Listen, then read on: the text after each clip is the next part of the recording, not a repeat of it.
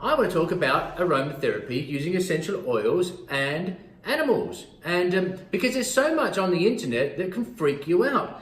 Now, especially when it comes to cats, because with cats, they lack an enzyme or some enzymes in the liver that don't metabolize the constituents of essential oils as well as other animals will do.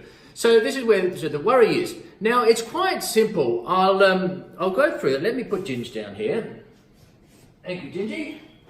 Now, so it is quite simple, but if you were to look on the internet, there are lists of, certain oils you can't use for cats and for dogs, and it becomes an absolute minefield. So I want to clear all this up for you. I've got cat hair flying around everywhere here. So I want to clear up this for you now. Now, before we do this, I've looked at the opinions of experts such as Robert Tisserand and other people, and they're all saying the same thing, and I'll get to that. But, all right, so have a look at it. I was looking through different books on animals and safety and that sort of thing and essential oils. I happened to come across this. This is essential oils for dogs. We'll just have a bit of it's horrifying, but So this is some guy that has written this book. He has no background in it, but he's, anyway, let me get this to you.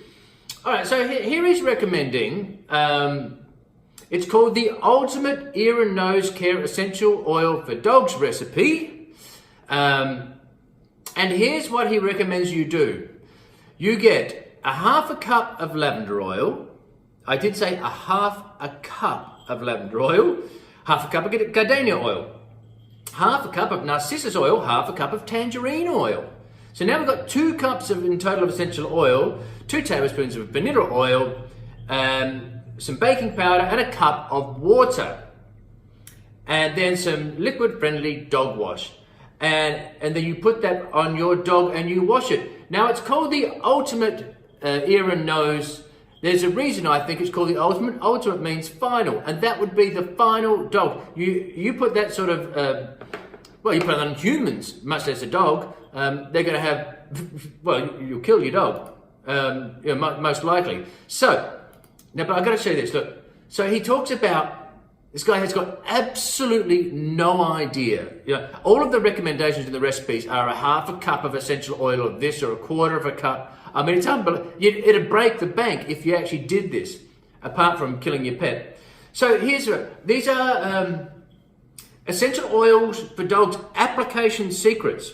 Now here he's recommending for a massage. Okay, so massage, he says, create a mixture by diluting a half a cup of essential oil and a half a cup of water. And I think we know enough about essential oils and water that they don't mix. And also a half a cup of carrier oil. So 33% of essential oils there. And rub a generous amount all over a dog's body.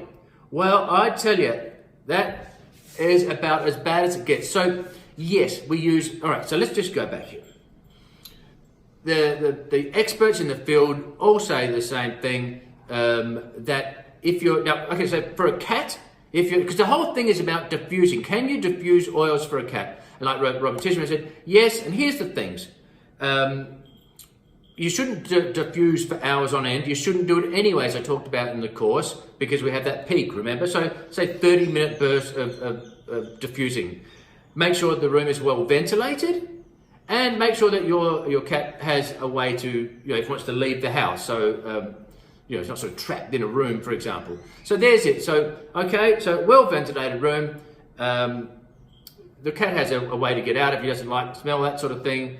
And just 20-30-minute bursts of essential oil in your diffuser. Okay, now these are again up to you, but these are recommendations of experts in the field, veterinary experts as well. I've got links in the notes, in the resources for you. I'll give you those links so you can check these articles out for yourself. And also, Robert Tisserand says, he also talks about, he thinks it's senseless to have all these lists of essential oils that you should and shouldn't do. So the only ones that are really necessary are the ones that are toxic for humans. So you wouldn't use those anyway on your pet. So again, read up more, but this is what the experts are saying, you know, very low dilutions, never put them on neat on your pet. It's exactly the same as for humans, right? So think of, you know, you're not going to use it neat as a, you know, on your skin. You're definitely not going to use that because it's way too toxic for animals. So anyway, that's just a sort of in a nutshell, and you can do more reading on it as well if you'd like to.